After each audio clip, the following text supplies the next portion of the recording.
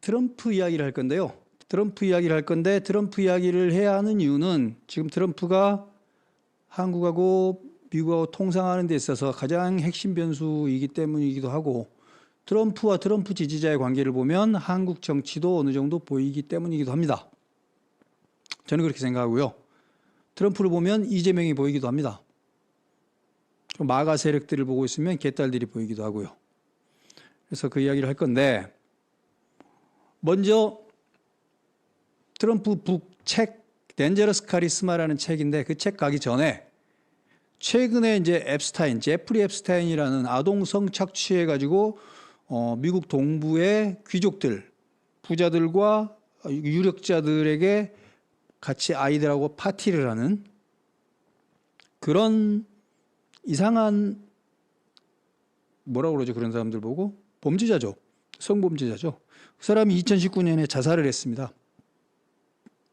구치소에 들어갔다가 자살을 하는데, 하필이면 그때가 이제 2019년이니까 트럼프 대통령일 때입니다.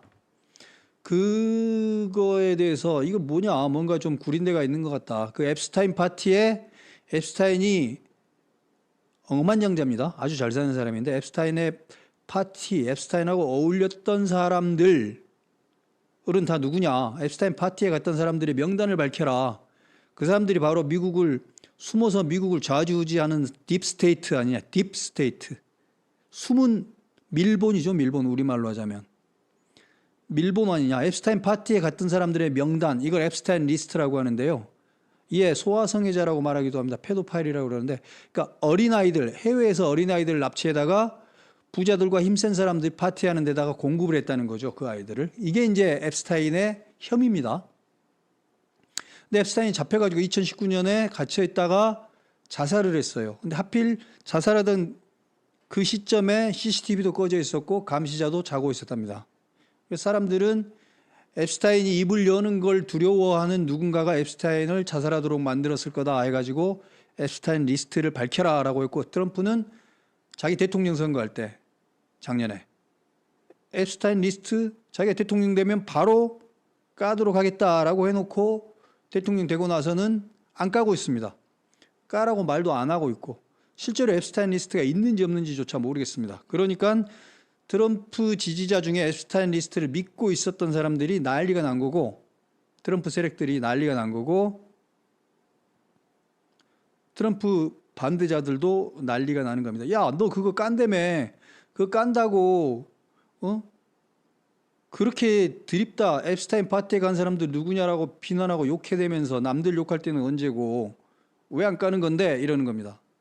그러다가 월스트리트 저널이 앱스타인하고 트럼프가 사실은 친한 관계였다. 트럼프가 앱스타인 50세 생일 때 야한 그림까지 그려가지고 트럼프가 엽서를 보냈다라고 보도를 해버립니다. 얼마 전입니다, 바로. 그러니까 월스트리트 저널에 트럼프가 소송을 걸죠. 14조짜리 소송을 겁니다. 난리가 났죠. 또 그게 다가 아닙니다. 이 사진. 트럼프하고 앱스타인이 사실은 친한 관계였다를 드러내는, 밝혀주는 그런 사진들, 영상들이 계속 속속들이 나오고 있습니다. 어떤 기사에서는 트럼프가 앱스타인의 전용 제트기를 7번이나 탔다더라. 이런 기사도 나오고요. 이 사진은 지금 1999년에 트럼프하고 앱스타인이 빅토리아스 시크릿이라는 속옷 브랜드 패션쇼장에 같이 갔다가 리셉션 파티에 같이 있는, 저때 트럼프는 금발이 아니네요. 트럼프가 미녀 옆에 서 있고 그 뒤에 등 돌리고 있으면서 고개만 돌린 사람이 앱스타인입니다. 같은 자리에 있었다는 거죠. 이런 사진. 그 다음에 이 사진은 1993년 트럼프가 결혼을 3번 하는데요. 그중에 2번째 결혼한 게 말라 메이플스하고 결혼하는 건데, 트럼프 결혼식입니다. 저게. 트럼프 결혼식에 저 뒤쪽 가운데에 있는 거무튀튀한 얼굴이 바로 앱스타인입니다. 트럼프 결혼식에도 왔네 라는 거죠. 이렇게 CNN이 트럼프하고 앱스타인이 친한 관계였다는 걸 드러내주는 사진을 공개를 하니까 트럼프가 CNN 보고 페이크 뉴스, 가짜 뉴스다. 니들은 언론도 아니다라고 바로 비난하기 시작합니다. 거기도 또 소송을 걸겠죠. 지금 미국에서 때 아니게 한 6년 전에 자살한 사람을 가지고 정치판이 흔들흔들 하고 있는 중입니다.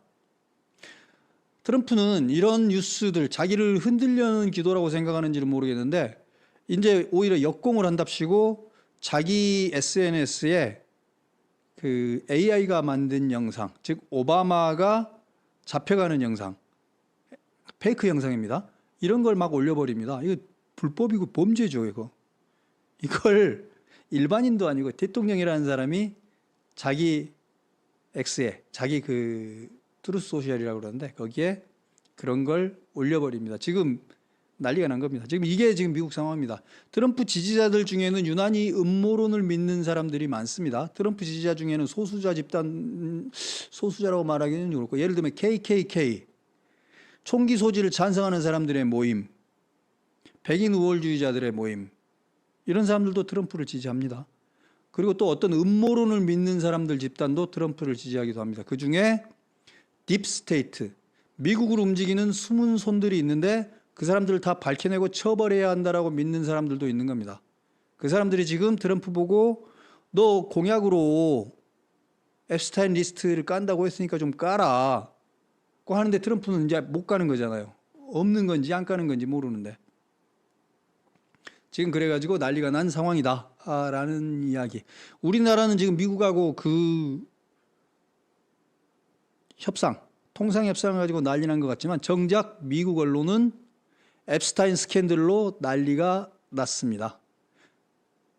이거 상당 부분은 트럼프가 자초한 게 있습니다. 작년 선거할 때 앱스타인 리스트를 공개하라 그런 말을 트럼프가 공개연히 했거든요. 자기 입으로. 자기가 대통령 되면 공개하겠다라고 공약도 하고. 트럼프가 그런 사람들이 거짓말하고 헛소리 할 때 가짜뉴스 퍼나르고 음모론을 신봉할 때 거기에 편승을 한 겁니다. 표가 된다면 트럼프는 편승하는 사람이니까요. 그러다가 지금 후폭풍을 맞고 있는 상황입니다. 이게 지금 트럼프고요. 더 웃기는 거는 그럼에도 불구하고 트럼프의 지지율이 뭐 그렇게 크게 떨어지거나 그렇지는 않습니다. 비교적 견조한 편입니다.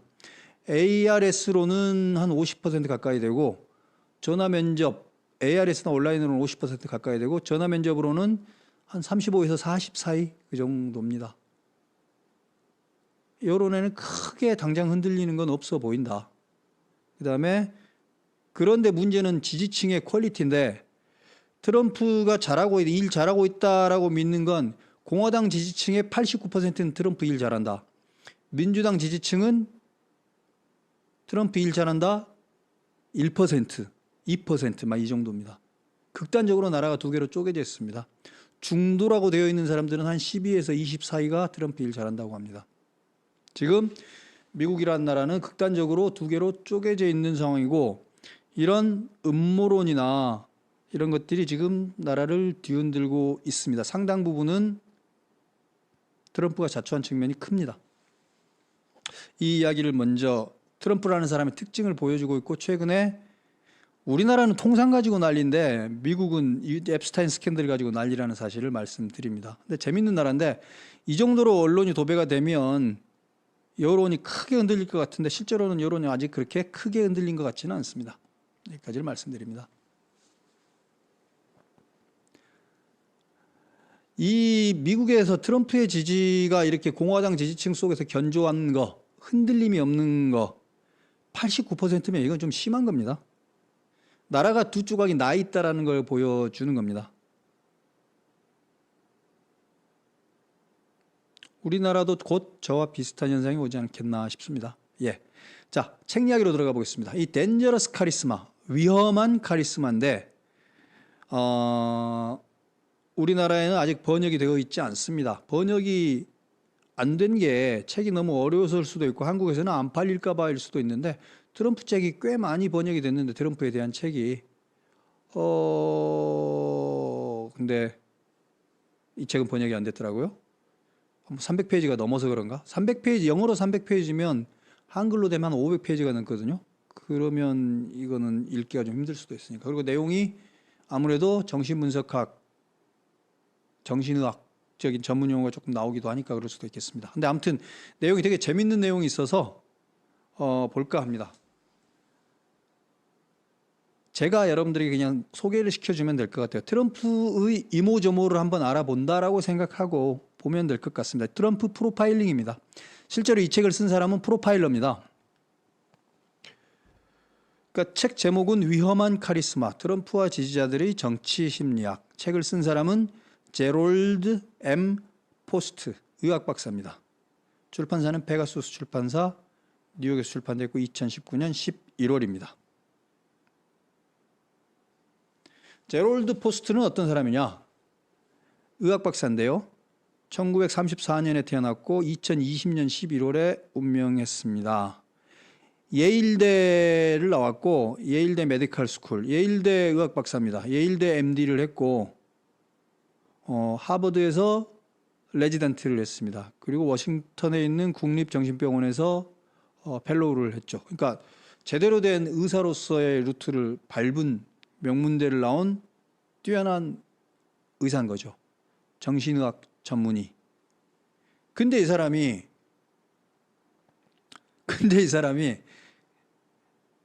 그러면 이제 동부권에 있는 좋은 정신병원에서 근무를 할 수도 있을 거 아니에요. 본인이 개업을 할 수도 있고. 근데 그렇게 하지 않고 CIA에 들어가 버립니다.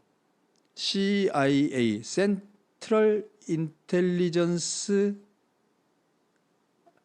그다음에 뭐죠? 에이전시, 중앙정보부 정도 되는 거죠. 중앙정보부. 아니 왜 저렇게 명문대 나온 의사가 중앙정보부를 왜 들어갑니까? 이 사람도 재밌는 사람이죠. 중앙정보부에 들어가서 21년간 일을 합니다. 중앙정보부에 들어가서 무슨 일을 했느냐? CIA에 들어가서 인간성과 정치 행태 분석 센터라는 걸 만들어 가지고 Center for the Analysis of Personality and Political Behavior, 그러니까 인간성과 정치 행태를 분석하는 센터를 만들어 가지고 제가 센터장이 됩니다. 이제 유력 정치인들, 예를 들면 오사마 빈 라덴 같은 사람, 혹은 과거에 누가 또 유명했죠? 호메이니 같은 사람, 또는 또 누가 유명했을까요? 사담 후세인 같은 사람. 이런 사람들에 대한 프로파일링을 하는 겁니다. 이거는 이제 정신과 의사 혼자 할 수 없기 때문에 정치학자나 역사학자 이런 사람들하고 같이 협업을 하는 겁니다. 이 자기가 CIA에 만든 센터에서 그래서 해외의 유력 정치인들 프로파일링을 하는 역할을 한 겁니다. 그 분야를 새로 혼자 개척을 한 겁니다. 보통 범죄자를 프로파일링 할 때는 동종 범죄가 일어날 때 참고하기 위해서 그 범죄의 메커니즘을 이해하기 위해서 범죄자를 프로파일링 하는데 유력 정치인을 프로파일링 하는 것은 뭐 때문일까요? 카다피도 아마 프로파일링을 했었을 겁니다. 이건 뭐냐면 미국의 대통령이 혹은 미국의 여러 국가기관들이 그 외국의 그 지도자와 뭔가 일을 해야 되거나 교섭을 할 때 참고자료로 쓰기 위해서죠. 미국은 이걸 벌써 1960년대부터 이런 일을 하고 있었던 겁니다. 이 일을 하기 시작한 지 벌써 50년도 더 된 거죠. 이 사람은 그리고 그 일을 만들어낸 겁니다. 정치인 프로파일링 분야를 만들어냈습니다. 여기서 21년간 일을 하고 그러고는 워싱턴 대학으로 옮겨가지고 정치심리학이라는 과를 만들어버립니다. 그래서 정치심리학과 학과장, 교수를 한 거죠. 이 사람이 그 CIA에 있으면 책도 14권을 썼는데 CIA에 있으면서 뭘 했느냐. 그러니까 재미있는 훈장을 받는데요. 1978년에 여러분 기억나시는지 모르겠는데 이집트에 사다트 대통령이 있었고 그 당시에 이스라엘의 이름이 뭐죠? 메나헴 베긴 총리가 있습니다. 이집트의 사다트 대통령과 이스라엘의 메나헴 베긴, 이 두 나라는 지금 중동 전쟁에서 싸우고 있었던 나라입니다. 심하게 싸웠습니다. 이스라엘과 이집트가요. 그 싸우는데 카터 대통령이 그거를 중재를 합니다. 캠프 데이비드, 미국에 있는 대통령 별장인 캠프 데이비드로 2주일간 이스라엘 메나헴 베긴 총리, 이집트의 안와르 사다트 대통령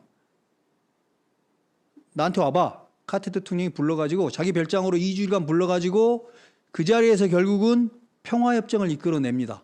2주일간 그 두 사람과 캠프 데이비드에 있으면서 평화협정을 이끌어내는데, 그걸 이끌어낼 때 참고자료로 카터 대통령에게 제시됐던 것이 바로 그 아까 말한 제롤드 포스트가 만든 보고서였던 겁니다. 그 보고서에 대해서 카터 대통령은 그렇습니다. 2주일 동안 카터가 한 말입니다. 캠프 데이비드에서 이들, 그러니까 사다트하고 그 베긴하고 같이 있었는데 포스트 박사의 평가를 단 한 단어도 바꿀 게 없더라라고 말을 합니다. 얼마나 대단한 칭찬입니까? 그리고 그 이후로 CIA는 해외 정상들과 만날 때마다 바로 이런 정치인 프로파일링 보고서를 대통령에 관한 참고 자료를 반드시 넣게 됐다고 합니다. 이 공적으로 그때 포스트 박사는 훈장을 받습니다. 흥미롭지 않습니까? 자, 이런 사람이 이 일을 미국은 50년도 전부터 이미 이런 일을 했다는 게 놀랍습니다. 우리나라는 지금 미국하고 협상하면 미국 트럼프 대통령 프로파일링 하나요? 아무튼 그 프로파일링이 재미있는데, 그러니까 예를 들면 그 일단 사다트하고 베긴이 만났을 때 그 프로파일링의 일부를 보면 이집트의 사다트 대통령 같은 경우는 프로파일링 보고서에 이런 말이 있었다고 합니다. 노벨상을 받고 싶어 한다라는 걸 써놨었다고 합니다. 그러니까 사다트 전에 이집트의 대통령은 나세르예요. 1950년대. 이게 너무 오래된 이야기라서 여러분 기억 못 하실 텐데, 나세르가 초대 대통령이고 사다트가 2대 대통령입니다. 근데 나세르와 사다트는 이집트가 원래 왕국이었는데 최초로 공화국을 만든 사람입니다. 쿠데타 일으켜가지고. 우리나라로 치면 전두환하고 노태우인 겁니다. 그러니까 이제 노태우 정도 되는 건데 사다트가 그러니까 전두환에 대한 컴플렉스가 노태우가 있겠죠. 그러니까 더 훌륭한 사람이 되려면 사다트가 노벨상이라도 받아야 되는 겁니다. 그러니까 뭔가 세계적으로 이름을 알릴 일을 하고 싶어 한다라는 게 그 프로파일링 보고서에 있었던 거고요. 그 다음에 이스라엘 수상인 베긴스 같은 경우는 성서에 집착한다. 그리고 디테일에 집착한다. 그리고 어렸을 때 홀로코스트에서 자기 빼고 자기 식구들이 다 죽었다. 유태인 학살 캠프에서 다 죽었다. 그래서 그 사람은 그런 전쟁이 일어나는 걸 죽는 것보다 싫어한다. 이런 심리적인 특징들을 분석을 해가지고 카터 대통령한테 줬던 겁니다. 카터 대통령은 그런 특징들을 감안해서 두 사람을 설득해서 결국은 평화협정을 하게 만들었고, 영구 평화협정입니다. 영원히 이집트와 이스라엘은 싸우지 않는다라는 영구 평화협정을 이끌어냅니다. 그래가지고 그 해에 바로 이집트 대통령하고 이스라엘 총리는 노벨 평화상을 받습니다. 그리고 바로 이 보고서를 써줬던 포스트는 CIA에서 훈장을 받고요. 뭐 이런 일화가 있습니다. 자, 이런 사람이 죽기 1년 전에, 뭐 죽는 걸 알고 썼겠습니까만, 죽기 1년 전에 트럼프에 대한 이런 프로파일링을 한 겁니다. 트럼프에 대한 프로파일링을 했는데, 재미있는 이야기부터 해보자면, 트럼프 한 사람만을 보는 게 아니고 트럼프와 트럼프 지지자들의 관계를 봐야 된다고 생각합니다. 이 포스트라는 이 닥터 포스트는, 포스트 박사는 트럼프와 트럼프 지지자들의 관계 속에서 봐야 한다라고 봅니다. 그리고 우리나라로 치면 이재명과 개딸인 거죠. 이재명 혼자만 보면 안 되고 개딸까지 같이 봐야 된다. 이재명과 개딸의 관계에서 봐야 된다라고 말을 하는 겁니다. 그래서 두 개의 관계를 봅니다.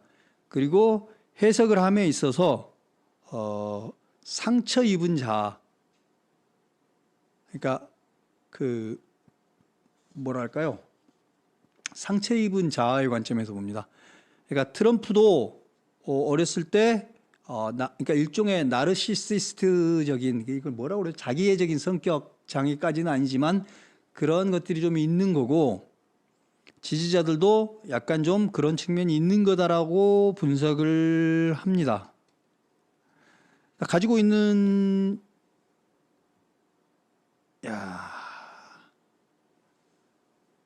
이거 보면서 이야기를 할게요. 카리스마적 지도자와 추종자의 관계는 열쇠와 자물쇠의 관계다 이렇게 봅니다.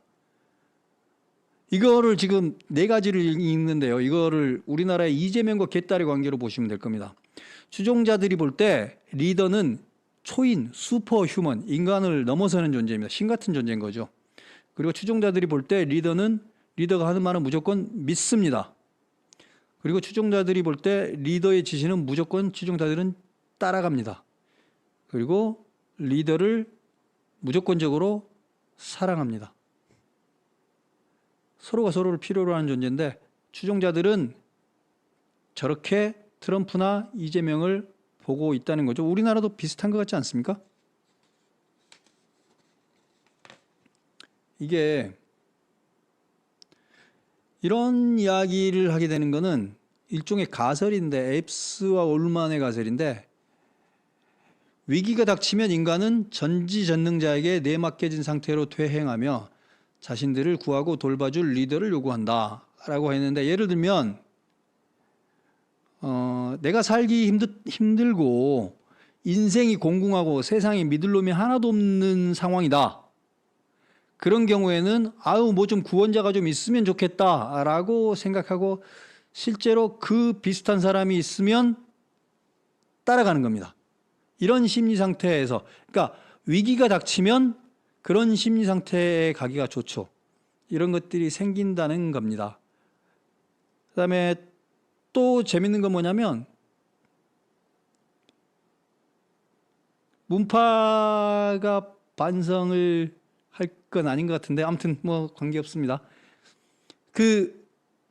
모든 사람들이 다 그렇게 위기가 닥치면 전부 전지전능자에게 내맡겨진 상태로 완전히 그냥 리더를 찾는 그런 건 아니에요. 그리고 잠깐만 그렇지 영원히 그런 것도 아닙니다. 영국 같으면은 2차 세계대전이 닥치자 잠깐 누굴까요? 처칠. 되게 카리스마틱한 지도자죠. 처칠을 잠깐 데려다가 씁니다. 잠깐 데려다 쓰죠. 처칠이 위기 상황에서 위기를 관리하기에는 적합한 지도자였던 겁니다. 근데 전쟁이 끝나고 나니까 처칠에 대한 환상이 깨집니다. 처칠 저거 답답한 사람이라고 하고 전쟁이 끝나고 나니까 처칠의 인기는 금방 떨어지고 맙니다. 그렇게 되면 처칠도 신은 아니었구나. 처칠도 영웅은 아니었구나 하고 처칠을 바로 버려버립니다. 위기 상황이 끝나고 나니까 신처럼 여기던 존재를 그냥 버려버리고 다시 또 새로운 선택으로 가는 거죠. 이게 정상입니다. 보통은 이렇게 가는 거고요. 그러고는 이제 정신적으로 약한 사람들은 또다시 다른 신을 찾겠죠. 다른 신을 찾을 텐데 그러니까 항상 한 사람만을 끝까지 믿는 건 아니라는 걸 보여드리는 겁니다. 그래서 이 사람은 이 포스트 박사는 지도자, 그러니까 카리스마틱한 리더 트럼프를 어떻게 보느냐? 트럼프를 미러 헝그리 퍼스널리티라고 부릅니다. 그러니까 미러 헝그리 퍼스널리티가 뭐냐면 거울을 찾는 성격? 무슨 말이냐면 상대방이 나를 칭찬해 주기를 바라는 겁니다. 상대방의 칭찬과 상대방의 찬양에 배고픈 사람인 겁니다. 트럼프는 그런 인격이라는 겁니다. 스스로에 대한 과대망상을 가지고 있고요. 자존감이 약하고 스스로 가치 없는 사람이라고 사실은 내면 깊이는 생각하고 있습니다. 그래서 스스로 본인의 약함을 커버하기 위해서 다른 사람들로부터 존경과 환호를 받기를 원합니다. 그렇기 때문에 늘 사람들의 관심을 끌기 위해서 일부러 오버해가지고 과시를 하곤 합니다. 별거 아닌데도 오버해가지고 과시를 하고 상대방의 관심을 항상 끕니다. 그렇게 해가지고 사람들이 관심을 좀 줬다고 칩시다. 그러면 그걸로 이제 본인의 결핍감, 본인의 배고픔이 다 해결되면 좋은데 그렇지 않습니다. 그걸로 충족되지 않습니다. 그걸로 스스로 불안함이 사라지지 않아요. 그래서 끊임없이 더 많은 관심, 더 많은 인정을 추구하게 됩니다. 그렇게 해가지고 트럼프는 결국은 미국의 대통령까지 되는 거죠. 끊임없이 더 많은 타인의 주목과 인정을 추구하는 것이 바로 트럼프라는 사람의 정신병리학적인 특징이다. 실제로 트럼프 정신병자라는 뜻은 아닙니다. 인간은 누구나 정신적으로 약간 여러 가지씩 한계는 가지고 있는 건데 이게 병적 수준까지는 아닌지는 몰라도 이런 특징을 가지고 있다 정도입니다. 그러면 트럼프를 추동자들은 어떤 사람들이냐? 트럼프를 따르는 사람들, 우리나라로 치면 개딸은 어떤 사람들이냐? 개딸은 위세, 권력, 아름다움, 지성, 혹은 도덕성 이런 걸 스스로 갖고 있지는 않아요. 스스로 자존감이 되게 낮습니다. 그래서 그런 게 있다고 힘센 사람과의 관계를 통해서 자기 스스로 가치가 있는 사람이 되는 것처럼 느낍니다. 예를 들면 네 남천동 살제 어이? 네 서장이랑 밥도 먹고 술도 먹고 내 다 알아 이런 거 있죠. 누구 아는 게 자기 재산인 것처럼 뽐내는 사람들. 자기 스스로 대단한 사람, 자기 스스로 자존감이 있는 게 아니고 누구를 아는 게 자기 재산이고 그게 자신의 자존감의 원천인 사람. 힘센 사람과의 관계를 통해서 스스로 가치를 확인하는 사람. 이런 사람을 아이디얼 헝그리 퍼스널리티라고 하는데요. 이걸 개딸로부터 볼 수 있는 겁니다. 사실은 개딸만 그런 건 아니고 트럼프 지지자만 그런 건 아니고 인간은 원래 그렇죠. 인간이 이런 측면이 아예 없는 사람이 어디가 있습니까? 인간이라는 게 누구나 그렇죠. 근데 이게 너무 심함의 문제죠. 이런 사람들이 그래서 대단한 사람과 그렇게 관계를 맺으면 뭐 일방적 관계겠죠, 보통은. 그 사람을 지지한다고 해서 본인의 자존감이 회복이 될까요? 그렇지 않아요. 갈증은 절대 해소되지 않습니다. 그렇게 되면 어떻게 되느냐? 어느 순간에 가면 트럼프가 영웅인 줄 알았는데 알고 보니까 그 순전 거짓말쟁이야 하고 어느 순간은 그 영웅을 버리고 새로운 영웅을 찾아 나서게 됩니다. 영원히 영웅을 바꿔치기 하는 운명입니다. 어떤 사람들이 그러면 이런 거냐? 모든 인간들이 언제나 그렇지는 않은데요.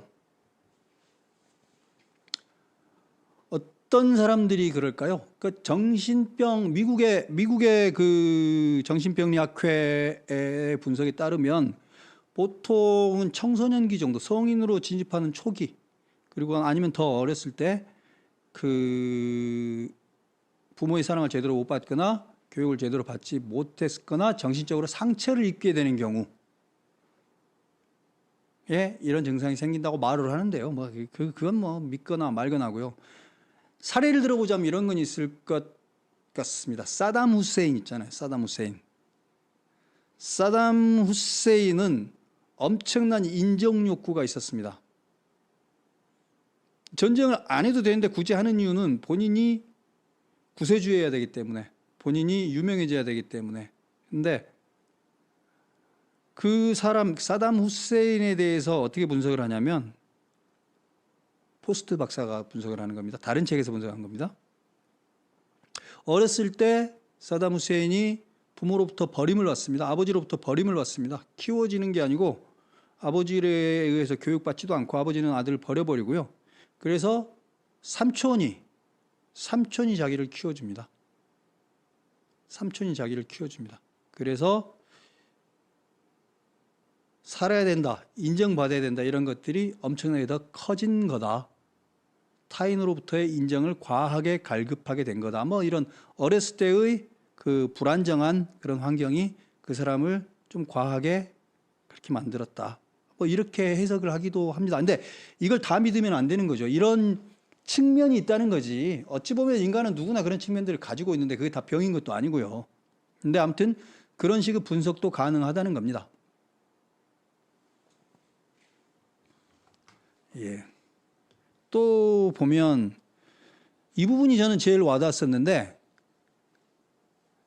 이런 독재자 같은 카리스마틱한 리더들은 상당히 독재적인데 그들이 쓰는 언어, 말이 상당히 이분법적입니다. 분열적입니다. 그걸 저는 분열의 언어라고 그랬는데 사람들을 두 개로 쪼개놓습니다. 우리냐, 그들이냐, 아군이냐, 적군이냐, 선이냐, 악이냐, 강한가, 약한가, 아름다운가, 추한가. 이런 식으로 이분법적으로 이야기를 합니다. 그래서 우리 편인 경우에는 선하고 강하고 아름답습니다. 그리고 우리 편이 아닌 건 악하고 약하고 추합니다. 실제가 그러냐 아니냐하고는 상관없이 그런 식으로 표현을 합니다. 이게 그러면 지도자한테 그런 말을 듣고 있는 사람들은요, 실제로는 예를 들면 이런 겁니다. 미국에 있는 노동자들이 살기 힘들고 갈수록 힘든 거는 있잖아요. 멕시코 노동자들 때문이기도 합니다만 그게 이유의 다는 아니에요. 그렇죠? 멕시코에서 물건이 오는 게 그게 이유의 다는 아닙니다. 근데 실제로는 미국이 제조업 자체가 그냥 망가지는 이유는 자체 안에 있기도 해요. 근데 모든 이유를 바깥으로 돌리는 겁니다. 자신 안의 약함과 불완전함을 외부로 돌리는 언사를 합니다. 익스터널라이징이라고 그러는데요. 외부로 핑계를 돌립니다. 트럼프가 사용하는 구호 중에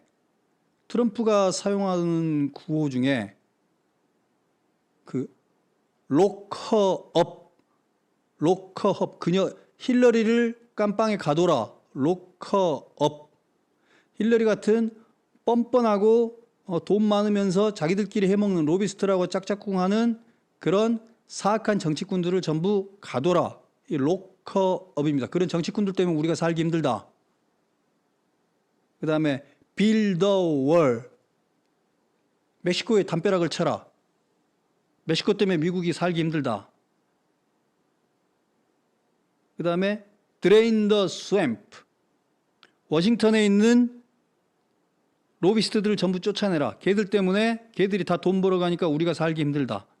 이게 다 책임이 힐러리나 정치 귀족들에게 책임이 있고 멕시칸 등 외국 이민자들에게 책임이 있고 아니면 워싱턴의 로비스트들에게 책임이 다 거기 있고 노동자들이나 농민들이나 힘없는 사람 당신들은 죄가 없다. 이런 겁니다. 분노의 대상을 지정을 해주는 겁니다. 이런 식의 분열의 언어를 씁니다. 예를 들면 저도 예를 들어놨는데 로베스피에르, 세상에는 두 종류의 사람이 있다. 부패한 사람 그리고 덕이 있는 사람. 저기 부패라는 거는 이제 코럽트인데 썩은 사람이죠. 그러니까 로베스피에르가 이게 프랑스 파리 코민 때 사람인데 그 사람도 똑같습니다. 분열의 언어를 사용하고 있습니다. 우리 편이 아닌 사람은 부패한 사람이고 자신하고 생각이 같은 사람은 덕이 있는 사람입니다. 이거 이재명의 어법하고 매우 비슷합니다. 트럼프도 저런 어법을 반복해서 사용하고 있습니다.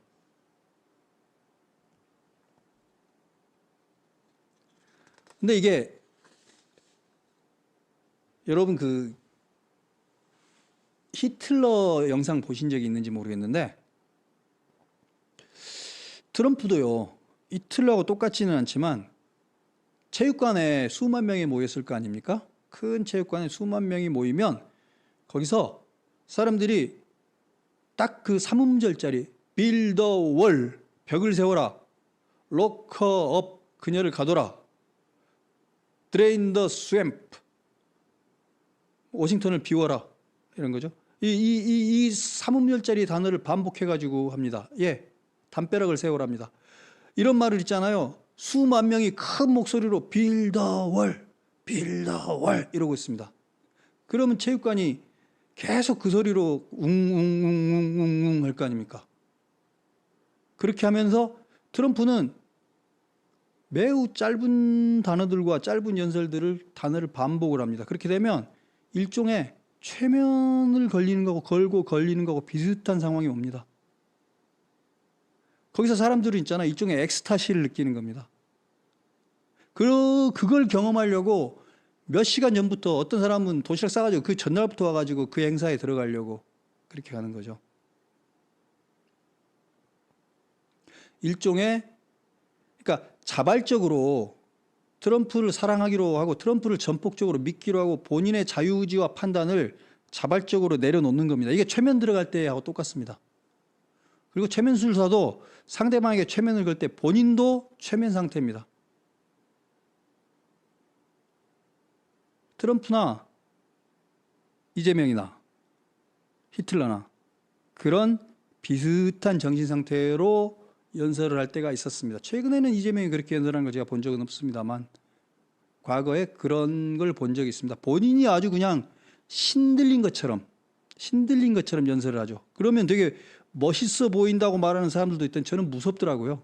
영빨 받았네, 신들렸네 뭐 그렇게 말을 하는데 저건 그냥 작두 탄 사람처럼 그렇게 하고 있는데 스스로를 속이는 겁니다. 스스로까지 환장, 스스로 속이 뒤집혀 가지고 스스로가 신기가 들려 가지고 사람들하고 같이 환각 상태로 들어가는 거죠. 일종의 자기 최면까지 들어가는 거죠.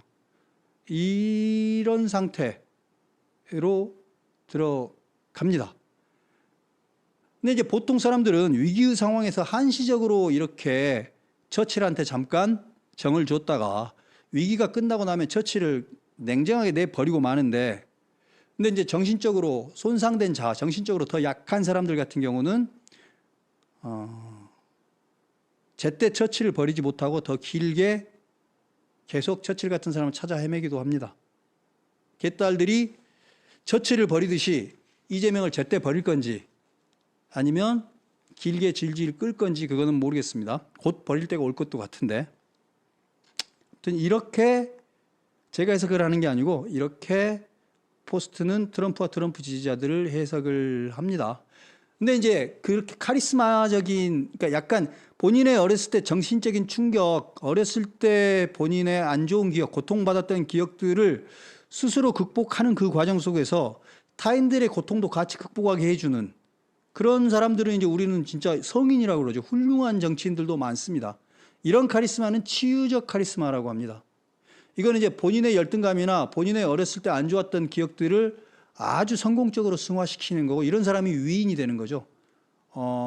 터키의 독립영웅 케말 파샤 같은 사람, 인도의 모한다스 간디, 미국의 마틴 루터 킹, 남아공의 넬슨 만델라 같은 사람들도 약간 신기가 들린 사람이긴 하지만 이분들은 본인의 어렸을 때의 고통과 젊었을 때의 고통을 스스로를 더 성장시키고 다른 사람들을 같이 해방시키는 방식으로 풀어낸 사람들이에요. 영웅이 된 거죠. 위인이 된 거죠.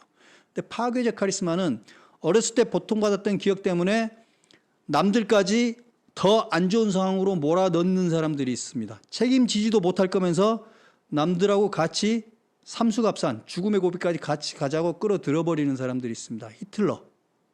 이런 걸 파괴적 카리스마라고 하죠. 호메이니, 오사마 빈 라덴, 트럼프가 그런 사람이 될지 아닌지는 모르겠습니다. 이재명이 그런 사람이 될지 안 될지는 잘 모르겠습니다. 지금까지로 봐서는 트럼프의 카리스마도 파괴적 카리스마에 가까워 보입니다. 이재명의 카리스마는 어떤 걸까요? 이재명의 카리스마가 있나요?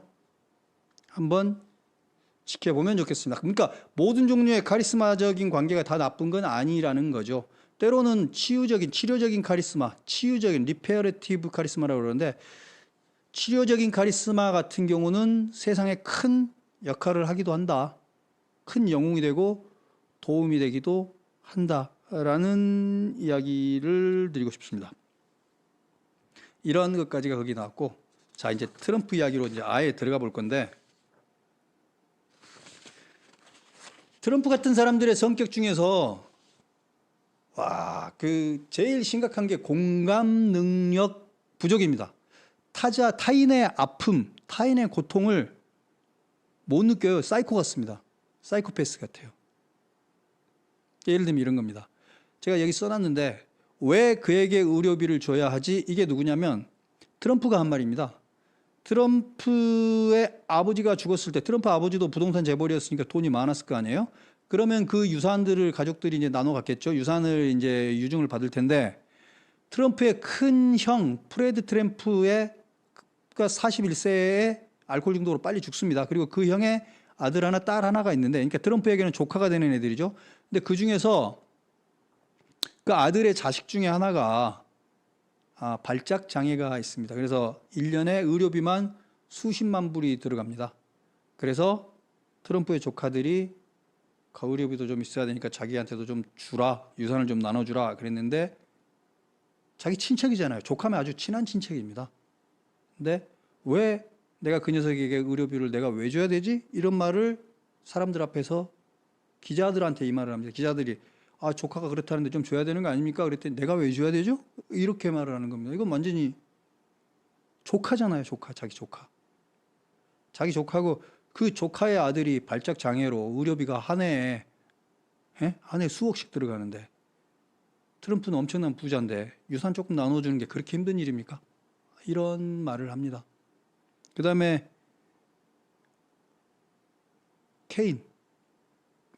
존 맥케인, 미국의 전쟁 영웅이죠. 미국의 전쟁 영웅인데 존 맥케인하고 트럼프하고 경선에서 붙었던 적이 있습니다. 그래서 맥케인하고 사이가 별로 안 좋았는데 그럼에도 불구하고 존 맥케인이 말년에 뇌종양, 악성 뇌종양입니다. 뇌종양 말기가 돼가지고 이제 얼마 못 산다. 이제 죽는 날이 딱 정해진 겁니다. 얼마 못 산다 이렇게 됐는데 그 상황에서 그는 전쟁 영웅이 아니다. 그는 포로로 잡혀서 전쟁 영웅이 되었다. 나는 잡히지 않았던 사람이 좋다. 그러니까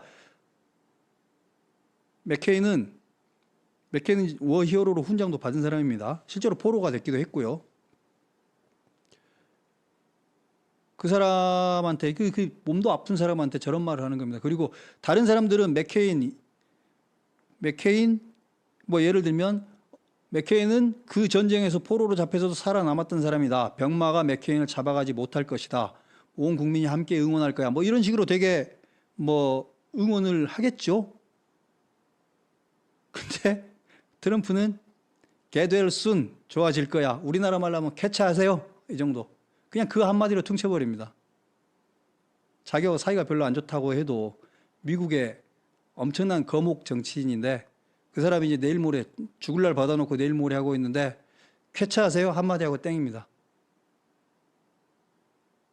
자기 X에 그 당시에는 트위터죠. 거기에 쾌차하세요. 좋아질 거예요. 이 한마디 하고 끝냅니다. 이거 지금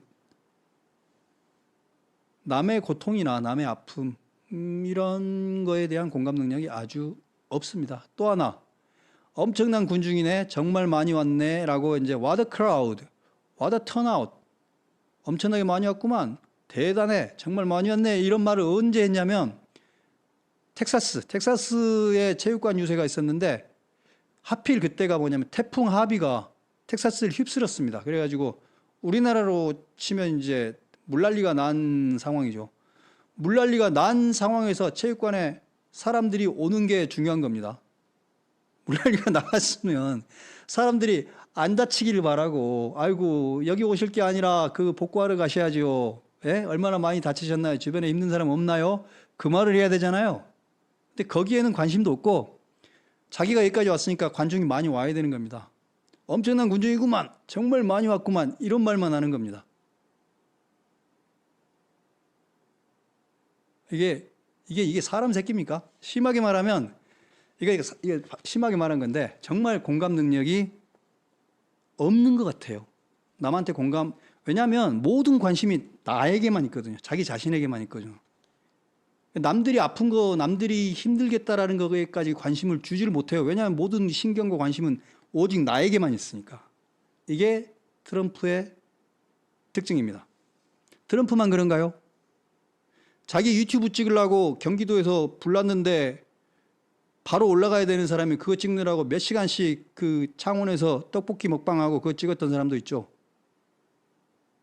그리고 불이 뭡니까? 얼마 전에는 물난리가 났었는데 그날 3명 죽었잖아요. 3명 죽은 그날 만찬하고 있었죠. 감자전에. 누가? 그분이. 이런 사람들도 제가 보기에는 공감 능력이 좀 부족한 것 같습니다. 공감 능력만 부족한 게 아니라 자기가 지금 뭐 해야 되는지도 못하는 거죠. 이런 사람들의 공통적인 특징인 것 같습니다. 이게 예를 들면 근데 더 심한 건 이겁니다. 맥케인이 이제 죽었잖아요. 맥케인은 전쟁 영웅이기 때문에 미군 군함들, 우리나라로 치면 군함들의 이름이 이순신함, 최영함 그렇게 있잖아요. 근데 맥케인도 워히어로이기 때문에 저 미국의 구축함이 맥케인호입니다. 그때 트럼프가 일본을 방문했을 때 하필이면 맥케인호가 트럼프가 방문한 그 일본에 있는 해군 기지 거기에 저 배가 정박해 있었어요.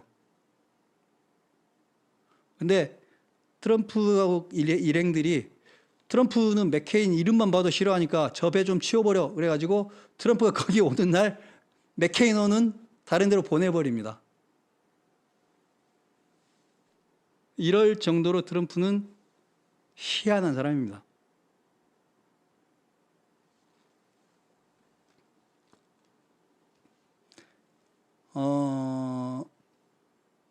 이제 이것도 비슷한 건데요.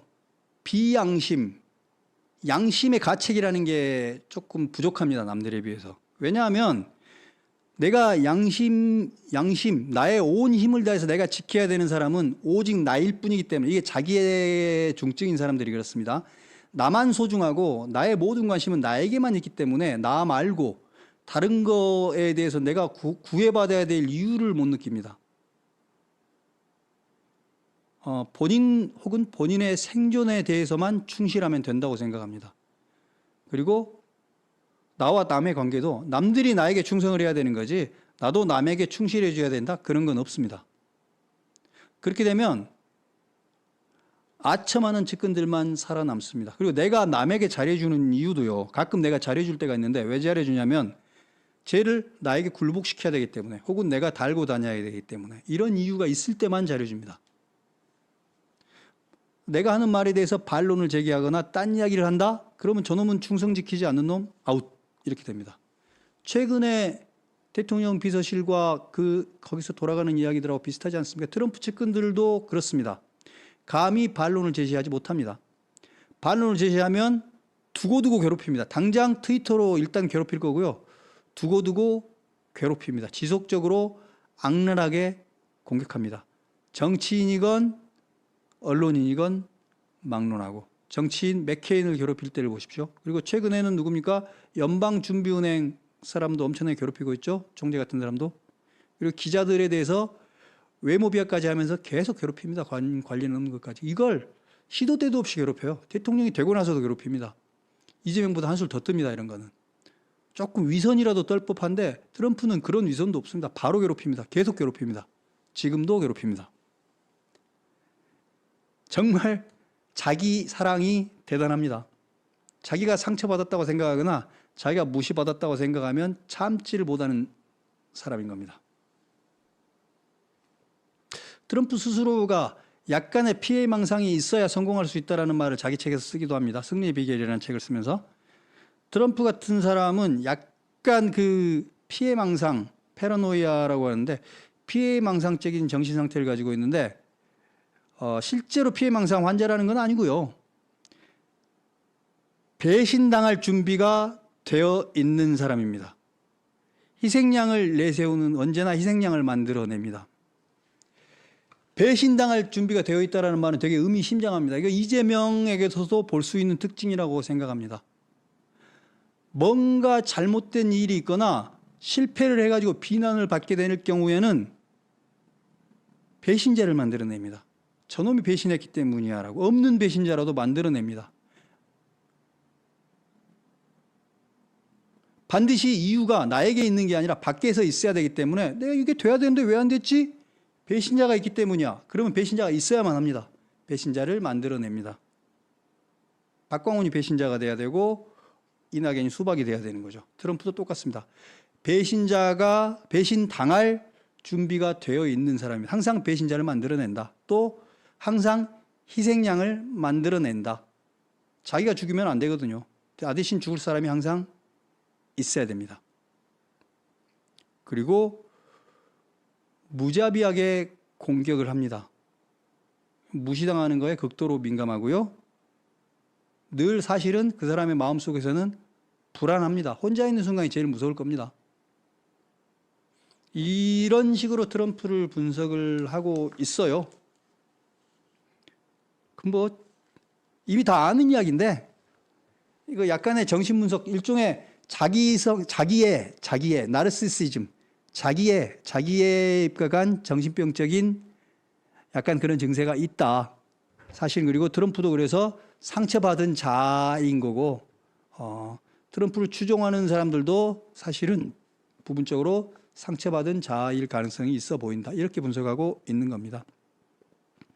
그리고 그 지지자와 트럼프는 과시를 하기 위해서, 인정을 받기 위해서, 그리고 스스로 살아갈 목표를 위해서 서로가 서로를 필요로 하는 존재다 라고 분석을 하고 있습니다. 트럼프, 이건 이제 또 책인데, 트럼프가 트위터에다가 하도 많은 것들을 써놨길래 트럼프의 트위터만 뽑아내가지고 저렇게 종류별로 잘라서 분석을 한 책도 있습니다. 그 정도로 트럼프는 심할 때는 하루에 수십 개씩 트위터를 날리고, 그 날리는 트위터의 반 이상이 욕이었죠. 한때는. 반이 뭡니까? 뭐 대부분이 욕인 경우도 많죠. 조금 재밌는 이야기를 해보면, 트럼프 집안 내력을 가보면, 그러니까 이걸 알기 위해서, 한 사람을 알기 위해서는 포스트의 관점은 뭐냐면, 그 사람의 인생사를 세로축으로 인생사를 봐야 되고, 가로축으로 역사적 상황과 사회적 상황을 봐야 된다고 말합니다.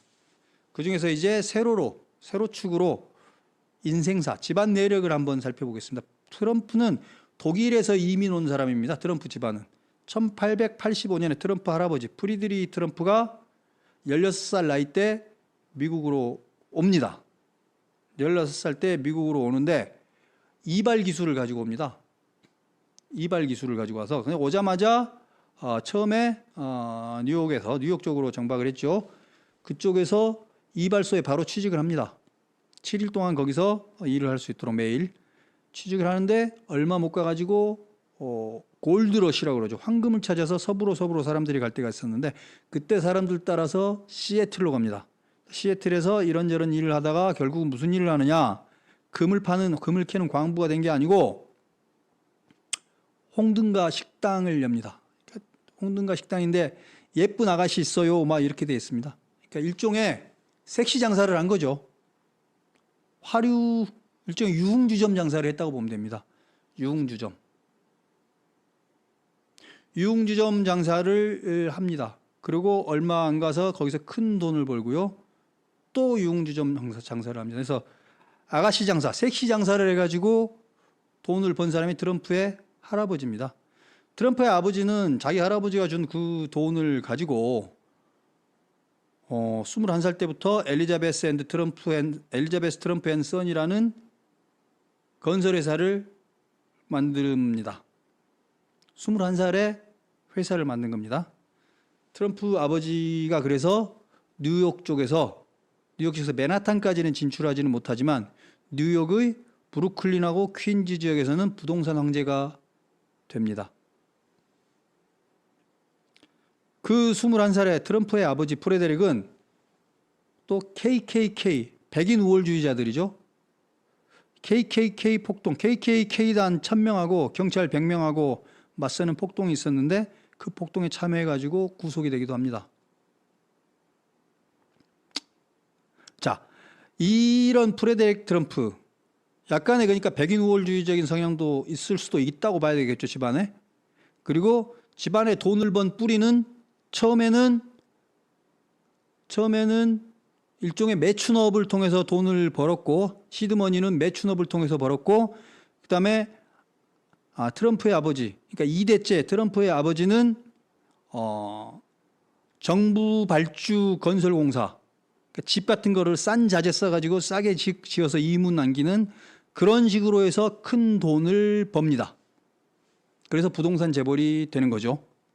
시드머니는 화류계 매춘업으로 벌었고, 그 다음에는 2대째 돈을 불리는 거는 부동산업으로 버는 거죠. 건설업과 부동산업으로 돈을 법니다. 그때 부실자재 사용하고 정부 측하고 짜옹해가지고 수사도 받고 그랬었는데, 아무튼 간에 가능한 한 싼 자재로 집을 짓고, 가능하면 정부 지원으로 집을 짓고, 이렇게 해서 큰 돈을 법니다. 그렇게 해서 브루클린과 퀸즈 지역의 부동산 왕으로 군림을 하고, 근데 트럼프 아버지가 트럼프 마켓, 일종의 뭐라 그럴까, 자기 이름, 트럼프라는 이름을 붙인 회사를 운영을 합니다. 그리고 트럼프 빌리지, 이런 거 7동으로 되어 있는 아파트 단지도 만듭니다. 여기에 트럼프 이름을 처음으로 트럼프 아버지가 씁니다. 트럼프는 이걸 훨씬 더 발전시키죠. 그리고 이 트럼프 아버지는 트럼프를 데리고 이제 일을 시키잖아요. 어디까지 해야 되는지 모르겠는데. 자, 트럼프는 그 아버지, 그 부동산 재벌인 아버지가 총 5명의 아이를 낳았는데 그 중에 둘째 아들입니다. 둘째 아들이고, 재미있는 거는 트럼프 아버지가 트럼프를 열심히 키웠고, 트럼프를 오늘날의 트럼프가 있게 만든 사람은 트럼프의 아버지입니다. 근데 트럼프는 어머니 이야기는 거의 하지 않습니다. 트럼프의 어머니는 트럼프에 대해서 별로 그렇게 뭔가를 준 게 없는 것 같아요. 거의 나오지 않고 트럼프 인생에 영향을 준 건 트럼프 아버지. 트럼프의 전기를 읽어봐도 뭘 읽어봐도 어머니에 대한 언급이나 어머니 사진은 거의 없습니다. 나중에 트럼프가 성공해가지고 어디 갔을 때도 아버지 사진은 책상 위에 있지만 어머니 사진은 잘 안 보입니다. 아무튼 좀 그런 게 있어요. 뭔가를 여기서 찾아볼 수 있는 게 있다 싶기도 합니다만. 아무튼 그렇습니다. 사진 하나 볼까요? 트럼프는 트럼프 아버지하고 비슷한데 트럼프 아버지도 유명한 사람이긴 했습니다만 이 트럼프, 도널드 트럼프처럼 저렇게 어프렌티스 쇼죠. You are fired. 어프렌티스 쇼. 거기 저게 그 사진입니다. 트럼프는 혼자 출연한 게 아니라 양쪽 옆에 자기 아들, 딸까지 앉혀놨습니다. You are fired. 그러니까 방송 출연을 통해서 유명한 명사가 되죠. 부동산 사업만 한 건 아니고 틈틈이 저렇게 방송에도 출연하고 WWE, 레슬링에도 출연하고 미스 유니버스를 개최하기도 합니다. 미스 유니버스 개최권을 인수해가지고 그걸 개최하기도 합니다.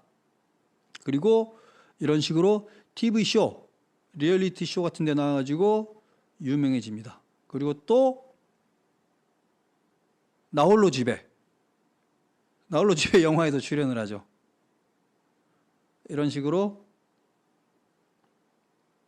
더 유명해지는 겁니다.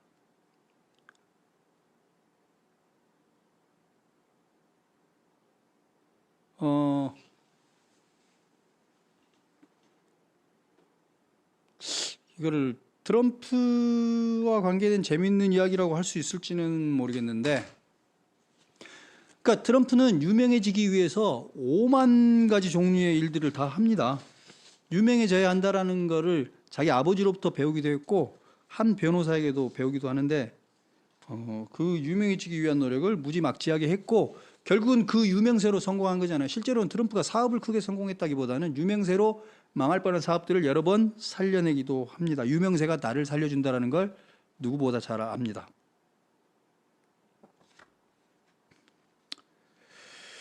트럼프의 형은 큰형이 있었는데 프레드 트럼프인데요. 41세에 알코올 중독으로 죽는데 트럼프의 형이 원래는 트럼프보다 더 촉망받는 인재였고 근데 아버지하고 사이가 별로 좋지 않았습니다. 그래서 20대 후반 때 알코올 중독 증세를 보이기 시작합니다. 아버지가 너 건설업 나하고 같이 하자, 부동산업 같이 하자 그러는데 싫다. 나는 비행사가 되겠다. 그래가지고 실제로 비행사가 됩니다. 비행사가 되고 결혼을 하고 근데 알코올 중독 증세 때문에 비행사로부터 잘리고 또 이혼당하니까 트럼프 다시 집으로 와가지고 아버지 회사에 다시 돌아옵니다만 그때는 중요한 일을 하지 못하고 트럼프가 견제하기도 합니다.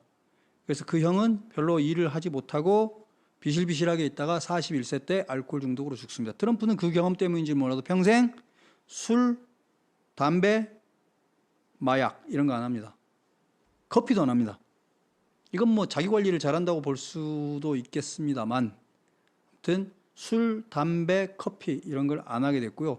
그 자기 형에 대한 그런 기억들이 아마 그렇게 만들었을 수도 있겠습니다. 트럼프가 그렇게 해서 차남인데 제가 지금 그 두 번째로 선택된 아들 이야기를 지금 하고 있는 건데요. 트럼프도 집안의 두 번째로 선택된 아들인 겁니다. 원래는 큰아들이 그 일을 할 줄 알았는데 큰아들이 그걸 못했고 트럼프는 자기에게 주어진 기회를 온 힘을 다해서 잡았고 열심히 일을 했던 거죠. 이게 근데 되게 정신분석학적으로 재미있는 이야기인데 영웅적인 큰아들 두 번째로 선택된 아들. 그러니까 성공하는 사람은 보통 두 번째 아들. 첫째 아들은 개성이 너무 강해가지고 자기 할 일 하러 떠나버리는 거죠. 아니면 전쟁터에서 먼저 죽든가. 그러면 두 번째 아들이 그 대를 이어가지고 결국은 큰형이 이루지 못한 대업을 이룬다. 보통 이런 게 이제 신화적인 구조 중에 하나인데, 사람들이 가지고 있는 이야기, 서사 구조, 인간 역사에 이런 일들이 많이 벌어졌었으니까요. 이런 것들을 볼 수 있는 게 몇 가지가 있어서 재미삼아서 한번 봅니다. 세컨드 초이스 선이라는 아예 그냥 관용어가 있습니다. 그러니까 둘째 아들이 반드시 세컨드 초이스 선은 아닙니다. 조지 6세 킹스 스피치라는 영화 보셨는지 모르겠는데, 원래 에드워드 8세가 영국에 20세기 초반에 에드워드 8세가 잘생기고 인기도 좋은 촉망받는 영국의 킹이 되었습니다. 영국의 왕이 됐죠. 에드워드 8세가. 근데 앞불사 왕이 된 지 얼마 되지 않아 가지고 미국의 평민인 미시스 심슨 부인하고 사랑에 빠져버립니다. 그래가지고 왕국에 대한 책임은 나몰라라 하고 도망가 버립니다. 그렇게 해가지고 아무 준비도 되어 있지 않던 조지 6세, 말더듬이죠. 말더듬이 조지 6세가 어쩔 수 없이 왕이 되는 수업을 거쳐서 왕이 되게 됩니다. 이거 누가 이거 역할을 했었죠? 무슨 영화 킹스 스피치의 영화에서 이게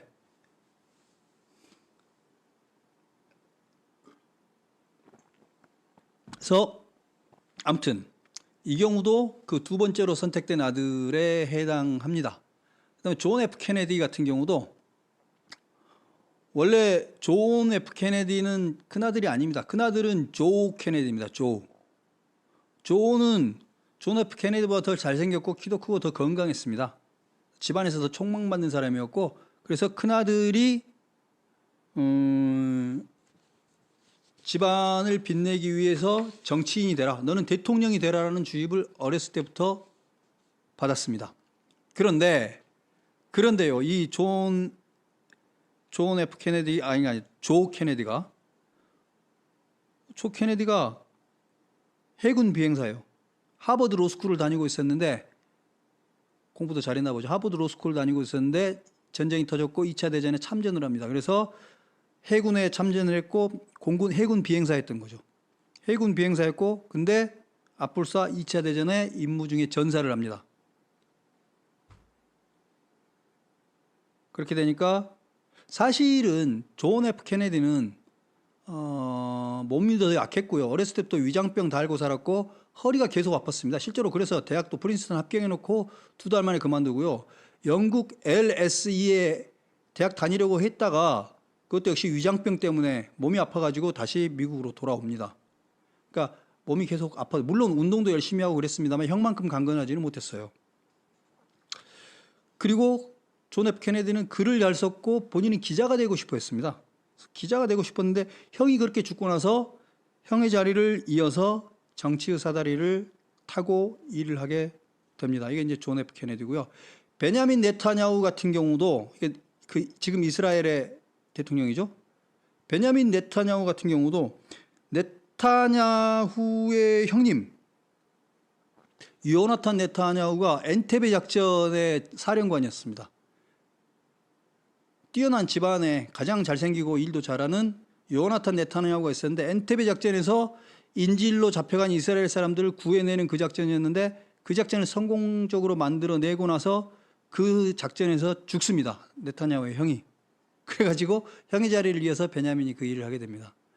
이게 이제 이런 식의 이야기들이 이제 큰형이 영웅적인 형이지만 큰형이 빨리 죽고 그 자리를 이어서 형의 자리를 훈을 이어서 한다. 이게 형이 아니고 동생이 할 수도 있고 뭐 그렇습니다. 위아래는 바뀔 수도 있습니다. 그 자리에 관심이 없었지만 원래 그 일을 하기로 돼 있었던 사람이 먼저 죽어버리든가 도망가 버려가지고 어쩔 수 없이 그 일을 하게 되는 거. 이게 되게 많은데, 바로 트럼프도 어찌 보면 이런 케이스이기도 합니다. 트럼프의 형이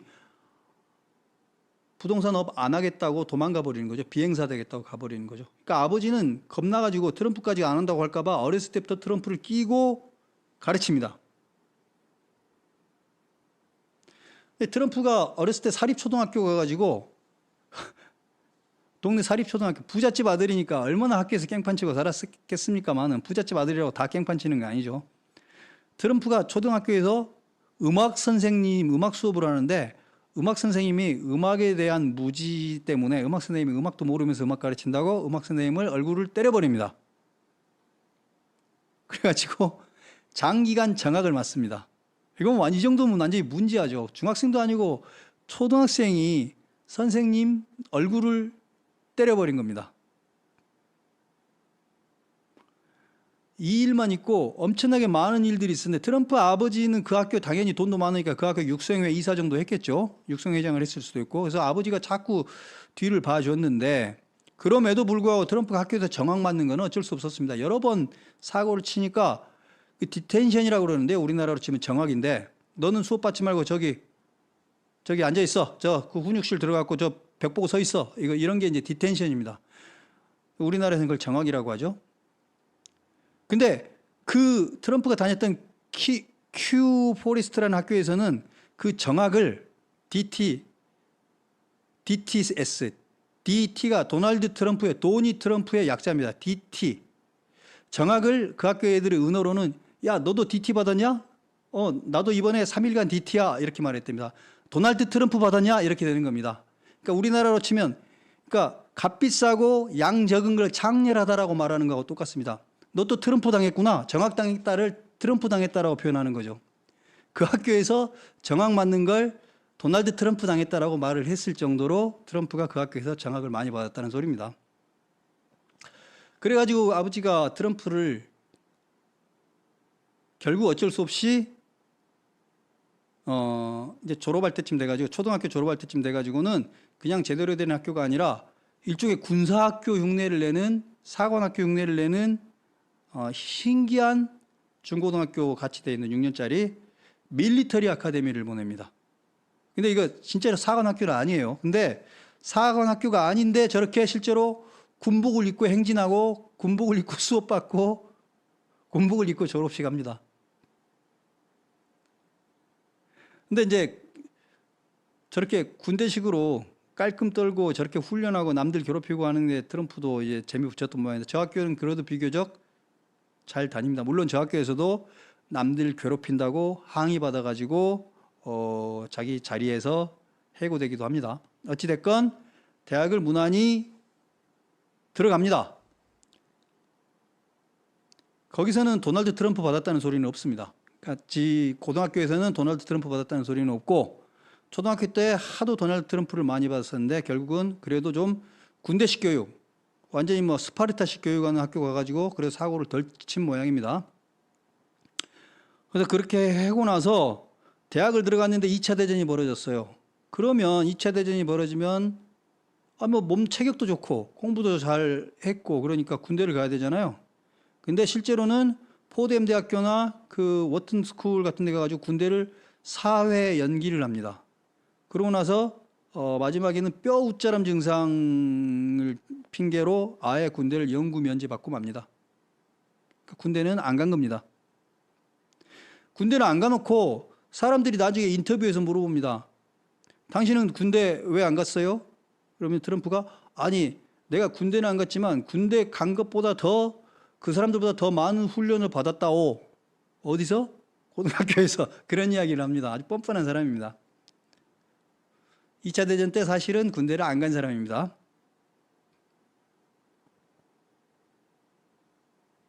아, 2차 대전 아닙니다. 월남전입니다. 월남전. 말 잘못했습니다. 월남전입니다. 월남전. 말씀 잘못했습니다.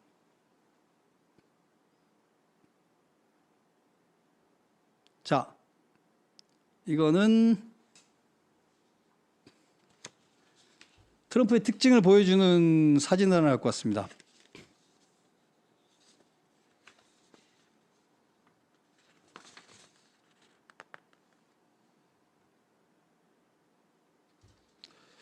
트럼프는 유난히 외모를 중요시합니다. 그래서 한 인터뷰에서 사람들의 존경과 주목을 받기 위해서 트럼프가 어디에 가장 신경 쓰세요? 그랬더니, 그러니까 즉 당신은 왜 그렇게 자신이 인기 있다고 생각하세요? 그러니까 트럼프가 이렇게 대답합니다. 솔직하게 말해서 내 외모죠. 전 많이 잘생겼잖아요. 이렇게 대답합니다. 또 한 번은 아니 당신은 대통령이 되겠다는 사람이 왜 대통령처럼 행동하지 않고 왜 그런 식으로 개매너냐, 우리말로 하면 왜 그렇게 개매너냐 그랬더니 트럼프가 대답을 이렇게 합니다. Do I look like a president? 내가 대통령 같이 보이시나요? 대통령 같이 보이지 않습니까? 나 대통령 같이 보이지 않아요? How handsome am I? Right? 내가 얼마나 잘생겼어요? How handsome? 내가 얼마나 잘생겼어요? 내 정도 외모면 대통령이 해도 되잖아요. 대통령이 될 사람이 왜 이렇게 개매너냐고 물어보니까 아니 내가 대통령처럼 생기지 않았어요? 내가 얼마나 잘생겼어요? 내가 얼마나 잘생겼어요? 이렇게 대답합니다. 이게 제정신입니까? 이게 실제로 있었던 인터뷰고 실제로 있었던 CNN 기사입니다. 잘생기면 대통령이 된다고 생각하는 모양입니다. 그 외모에 집착적인 증세가 있는 겁니다. 더 심각한 거는 아 이거 제가 싫어하는 건데 자기 트위터에다가 제 머리는 가발이 아닙니다. 다들 아시겠지만 저를 미워하는 사람들과 루저들은 인정하려 들지 않겠죠. 저는 가발을 쓰지 않습니다.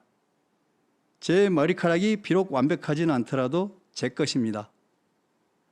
아니 이걸 자기 트위터에 왜 올립니까? 이런 걸. 누군가가 트럼프 보고 머리 가짜 아니냐고 뚜껑 아니냐고 그랬던 모양인데 그렇다고 해도 완벽하지는 않더라도 제 겁니다라는 이런 거를 자기 트위터에다 이걸 올릴 글입니까 이게? 좀 머리에 집착한다는 건 좀 저하고 비슷하긴 합니다만 심었다는 건 잘 모르겠고요. 금채 같은 건 좀 쓰는 것 같습니다. 흑채가 아니라 거기는 금발이니까 금채를 쓰겠죠. 금채 같은 건 좀 쓰는 것 같고 주치의의 증언에 의하면 프로페시아를 복용을 한다고 합니다. 그러니까 남아있는 모근을 유지하기 위해서 일종의 호르몬 제제죠. 뭐 그럴 수 있다고 생각합니다. 아무튼 간에 제 머리는 가발이 아닙니다라고 발끈했다는 거에서 좀 연민을 느끼는 것도 좀 있습니다. 외모에 이만큼 신경을 씁니다. 그다음에 이게 제일 재밌는 이야기였는데 저 기사 제목은 차마 우리말로 못 읽겠는데 트럼프는 자신의 거시기 사이즈를 옹호했다 뭐 이렇게 돼 있는 건데요. 이게 뭐냐면 지금 트럼프가 국무장관으로 지금 쓰고 있어요. 마르코 루비오. 얼마 전에 위성락 안 만나준 사람 마르코 루비오.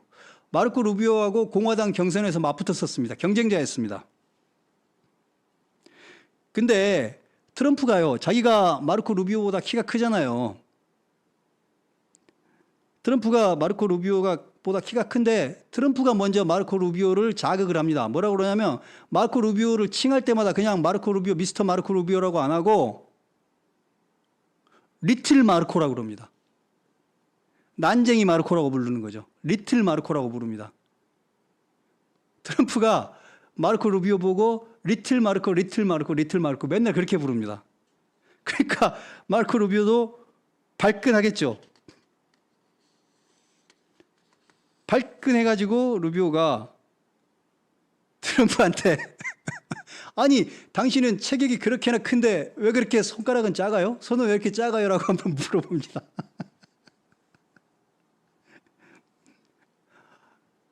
아니 먼저 트럼프가 자극을 했기 때문에 트럼프가 죄가 더 많은데 아무튼 간에 트럼프가 하도 리틀 마르코 그러니까 마르코가 아니 당신은 체격이 그렇게 큰 양반이 이렇게 손가락이 작아요? 손이 작으면 뭣도 작다던데 막 이런 식으로 말을 해버린 겁니다. 그러니까는 거기 또 트럼프가 발끈해가지고 이럽니다. 저 사진 이겁니다. 제 손 좀 보세요. 정말 작은 손인가요? 이렇게 말을 합니다. 손이 작으면 다른 것도 작을 거라고 하거든요. 사람들이 그렇게 말하더군요. 장담하건대 전혀 문제 없어요. 장담합니다. 이런 식으로 말을 합니다. 와, 이거 진짜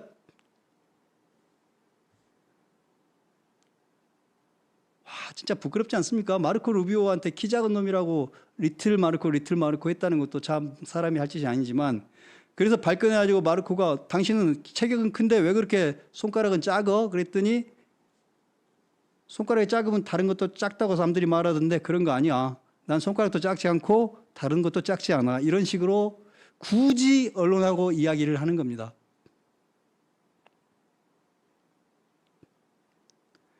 그걸로 끝나지 않습니다. 그걸로 끝나지 않고 다른 언론에서 또 제 손가락은 길고 아름답습니다. 제 몸의 다른 부분들처럼 이런 식으로 말을 합니다. 이걸 어떻게 봐야 될까요?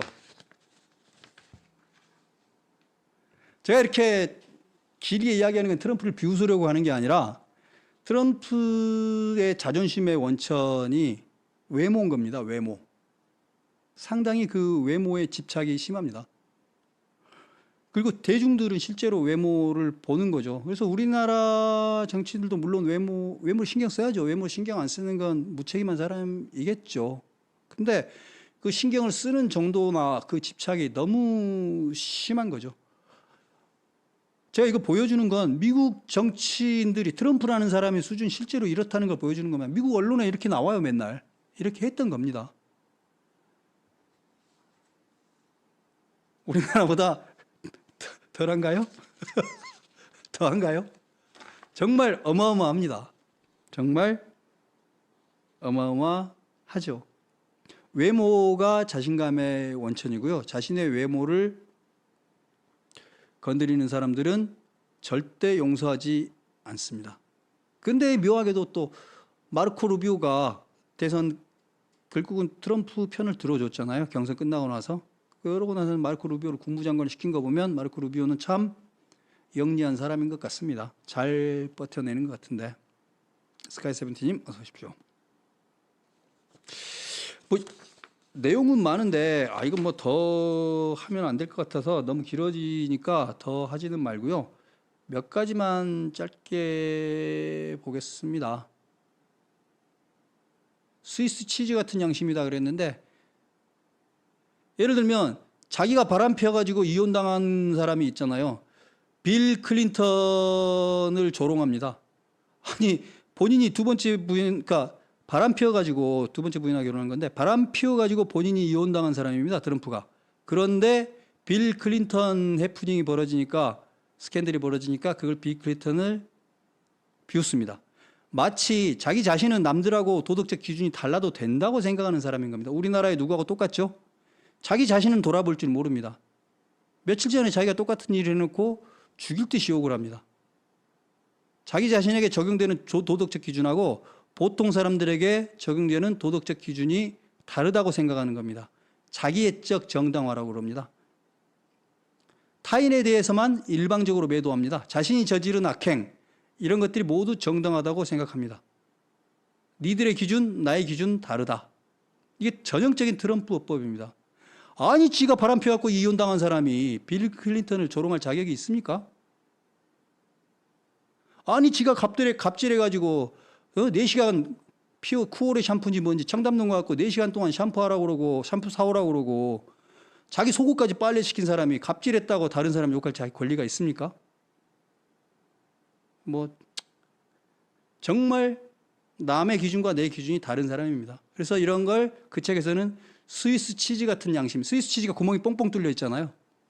스위스 치즈 같은 양심이라고 표현해놨더라고요. 그걸 보는 겁니다.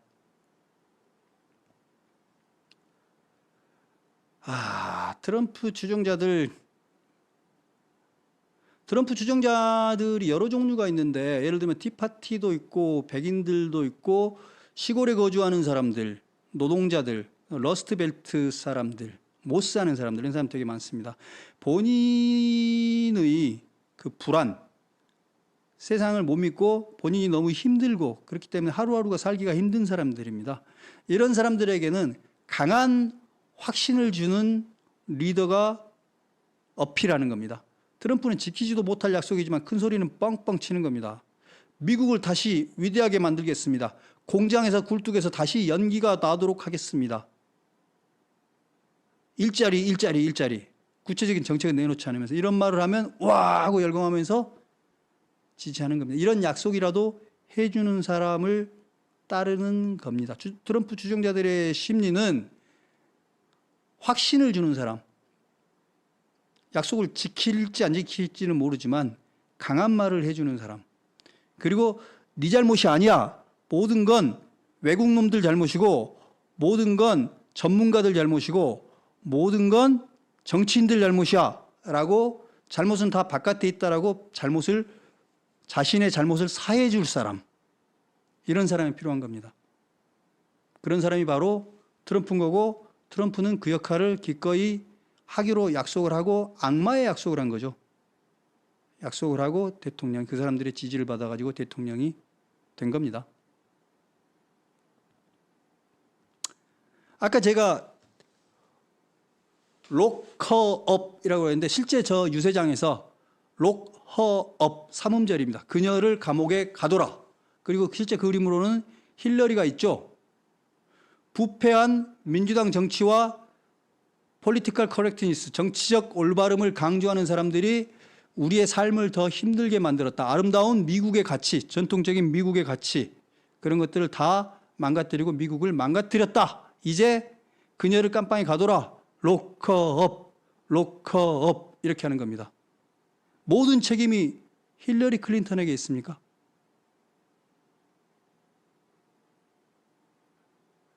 저러면 쉽죠. 책임을 저렇게 돌려버리면. 근데 이걸 체육관에 모여가지고 사람들이 전부 다 그냥 마치 좀비라도 되는 것처럼 전부 록허업, 록허업 이렇게 하고 있는 겁니다. 그러면 최면이라도 걸린 것처럼 그 자리에서 아주 난리가 나는 거죠.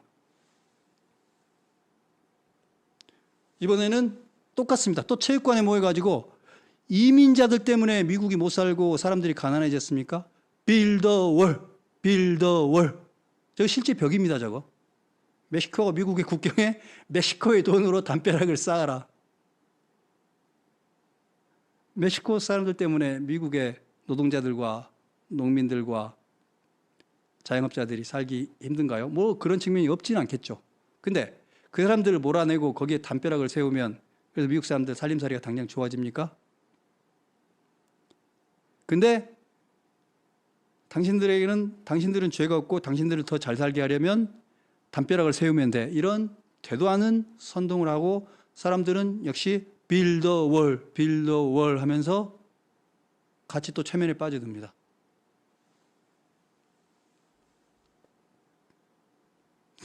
자, 이번에는 여의도의 정치인들 혹은 워싱턴의 로비스트들, 연구소들, 로비스트들, 엽관들, 정치권 주변에 들러붙어 가지고 밥 벌어먹고 사는 사람들, 그 사람들을 싹 청소해 버리라는 겁니다. Drain the swamp입니다. 하천 좀 정비하라. 개천을 다 퍼내라. 겁니다. Drain the swamp, drain the swamp 합니다. 그러니까 여의도 정치인들 다 쫓아버려라 이런 말하고 똑같습니다. 우리나라 치면. 물론 이거 여의도 정치인들 문제 많죠. 워싱턴에 있는 여관들 중에 로비스트 중에 나쁜 로비스트들도 많겠죠. 근데 거기에 모든 책임이 있지는 않죠. 그렇게 단순하지는 않죠. 근데 트럼프는 바로 이런 아주 단순해 보이는 이런 구호들을 아주 잘 사용합니다. 트럼프 선거 전략에 2016년에도 썼고 이번에도 또 썼습니다. 똑같은 걸. 일종의 환각작용을 불러일으키는, 최면작용을 불러일으키는 이런 단순한 구호를 쓰면서 유권자들을 현혹했고 사람들의 그런 단순한 복수심을 자극해가지고 그런 음모론을 믿는 딥스테이트, 나라 안에 숨어있는 밀본, 그 밀본들 때문에 우리가 살기 힘들다라고 생각해서 그놈들을 잡아 족쳐야 된다라고 믿는 사람들의 음모론에 편승해가지고 트럼프는 대통령이 된 겁니다. 그런 사람들까지 다 자기 편으로 만들었으니까요. 심지어 트럼프는 예를 들면 총기 찬성하고요, 사냥 찬성하고요, 뭐 여러 가지 많습니다, 이런 거. 근데 이제 그게 다 표만 된다 그러면 트럼프는 옳으냐 그르냐 미래지향적이냐 아니냐가 중요한 게 아니라 표가 될 것이냐 안 될 것이냐가 더 중요하고, 표만 된다 그러면 음모론에도 편승했던 겁니다. 그래서 에스타인 리스트 같은 경우도 본인이 그게 있는지 없는지도 모르고 재판이 어떻게 되는지도 모르는데 자기가 대통령 되면 혼내줄 것이고 그 리스트 다 까발기겠다. 숨어있는 밀본이 누군지는 모르겠지만 자기가 대통령 되면 에스타인 리스트 다 까가지고 나쁜 놈들 전부 다 드러내겠다, 심판받게 하겠다라고 공약을 했던 겁니다. 근데 대통령이 됐는데 깔 수가 없어요. 스카이 세븐틴이 미국은 아직도 엽관주의가 있는 거죠. 엽관이라는 게 뭡니까? 정권이 바뀔 때마다 정부기관에서 일을 하는 거죠. 수천 명이죠. 10,000명 가까이 수천 명이 일자리가 우르르 바뀝니다. 그러면 야당이 된 쪽은 그 사람들이 빠져나가죠. 야당은 이제 연구소라든지 아니면 의원실이라든지 뭐 우리나라하고 비슷합니다. 그런 데서 연명을 하고요. 여당이 되면, 집권당이 되면 정부기관에서 일을 하겠죠. 엽관, 미국은 우리나라보다 더 전형적인 엽관이고 우리나라도 수천 명은 왔다 갔다 할 것 같습니다. 우리나라도 엽관 제도입니다. 아무튼 아까 트럼프 이야기하다 말았죠. 앱스타인 관계에서 지키지도 못할 공약을 해버린 겁니다. 그런 각종 음모론에, 지키지도 못할 음모론에 편승해가지고 그런 말을 해버렸고 트럼프는 거기에 대해서 지금 책임을 져야 되는 겁니다. 곤혹스럽게 된 거죠. 자, 이제 정리를 해야 될 시간인데요. 이게 지금 사실은 그 책 이야기를 다 한 건 아니고 그 책의 일부를 이야기를 했는데 우리나라 정치도 미국 정치와 크게 다르지 않은 것 같아요. 무책임한 선동과 유권자도 책임이 있다고 생각합니다. 정치인만 책임이 있는 게 아니고 유권자도 책임이 있어요. 근거를 가지고 믿는 게 아니라 믿고 싶은 걸 믿는 성향이 너무 심합니다. 믿고 싶은 걸 믿습니다. 근거를 가져다 주면 그 근거를 좀 받아들여야 되는데 근거를 애써 가져다 주면 반론의 근거죠. 안 봅니다. 나 그냥 이거 계속 믿고 살래 이런 거죠. 근데 이렇게 유튜브 책임도 있다고 생각합니다. 아무튼 이런 식으로 정치가 계속 퇴행하고 있다. 어찌 보면 유권자들의 수준과 정치인의 수준이 퇴행하고 있다라는 생각이 들고요. 이런 거에 대해서 이 덴저러스 카리스마는 그런 사람들의 퇴행적인 심성을 활용해 가지고 표파리를 해먹었던 트럼프, 그리고 그 트럼프의 황당한 정신세계, 이런 것들을 잘 보여준 것 같습니다.